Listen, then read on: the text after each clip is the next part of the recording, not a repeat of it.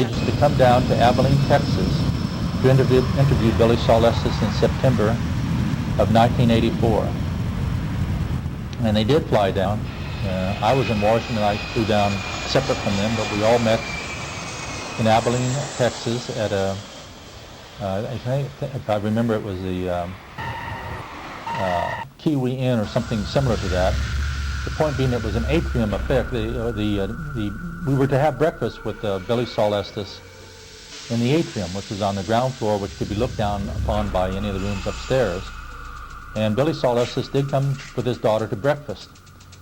And the agents were upstairs waiting to meet with Billy Saul Estes. But when Billy Saul Estes arrived at the breakfast, he indicated he had a complete change of heart. He said he would not go forward. He would not disclose any further information about this matter, that he was withdrawing completely.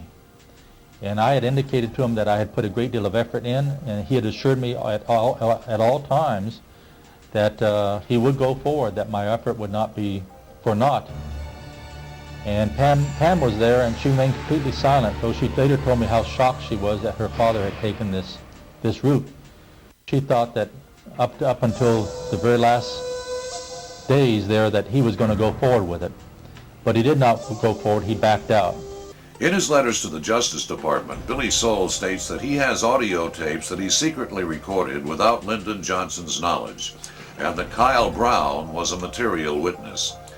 Kyle Brown is a close friend of Billy Saul's, and he worked for Brown and Root Construction Company for over 10 years.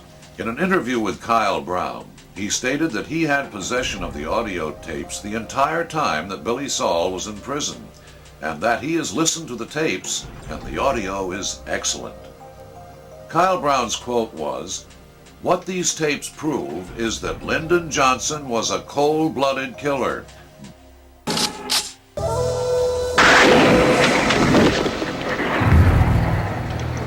That Lyndon Johnson was a cold-blooded killer, but we already knew that.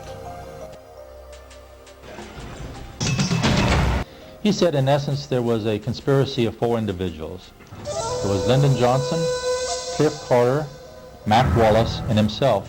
And this started in the 1950s and continued through the 60s, and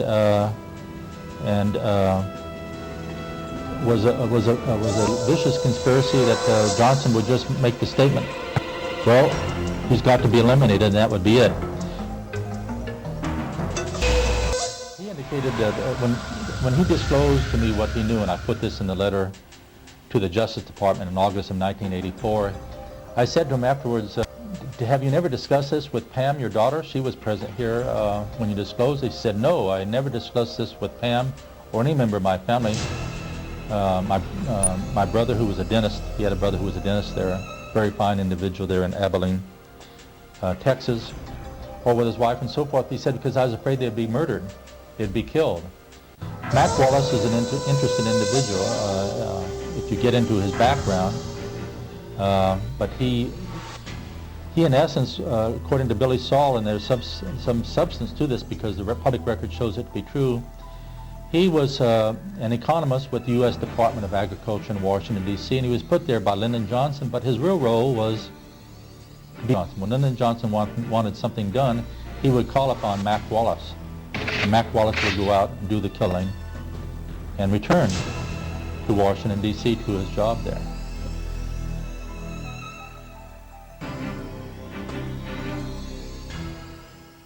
Coleman Wade built the majority of Billy Saul's storage facilities and was closely involved with Billy Saul's financial schemes. He was scheduled to testify against Billy Saul. Wade died mysteriously in a plane crash, the cause of which was said to be covered up by the government. John Kaiser was murdered at a golf course where he was a golf pro in Austin, Texas, by Mac Wallace in the 50s. And John Kaiser was murdered because he was had been dating Josepha Johnson, who was Lyndon Johnson's sister. And Lyndon Johnson's sister had told John Kaiser a great deal about what had gone on, what Lyndon Johnson had engaged in, illegal practices and so forth.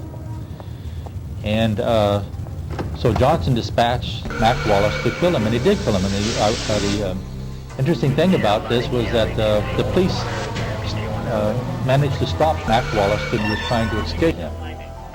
And there was a trial for murder of Mac Wallace was tried for murder in Austin, Texas, for the murder of John Kaiser, and he received probation, and he just resumed his activity back working for Lyndon Johnson.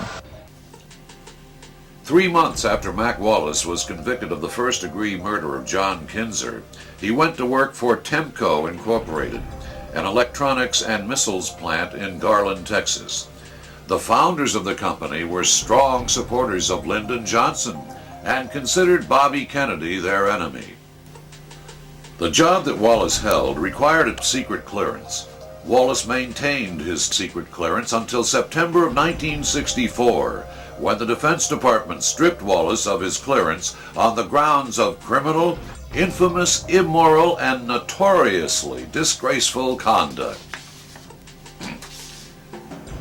The reasons stated were the murder conviction of John Kinzer, 2 drunken driving convictions, indications that Wallace was a communist as well as a homosexual and a sex pervert. When Wallace was arrested after the murder of John Kinzer, he told the police that he had to get back to Washington, D.C., and that he was working for Lyndon Johnson. According to a Naval Intelligence report, when Wallace was on trial for the murder of Kinzer, he wrote a letter to J. Edgar Hoover and asked for Hoover's help to have a paraffin test disqualified. In Clint Peoples' investigation of this matter, he was told by the Naval Intelligence officer that conducted the background check that Mac Wallace would have to have been extremely well connected politically to have maintained his secret clearance with a murder conviction. Temco Incorporated, the company that employed Mac Wallace for over 14 years, became E-Systems, one of the largest commercial contractors that the CIA employs for electronic surveillance used in top-secret classified operations. E-Systems became Raytheon. Johnson was very upset with his sister Josepha, spells her name Josepha,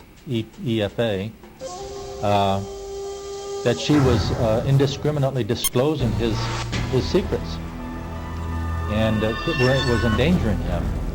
Now the allegation has also been made that he murdered his own sister, that she died as a result of his poisoning her on Christmas Eve.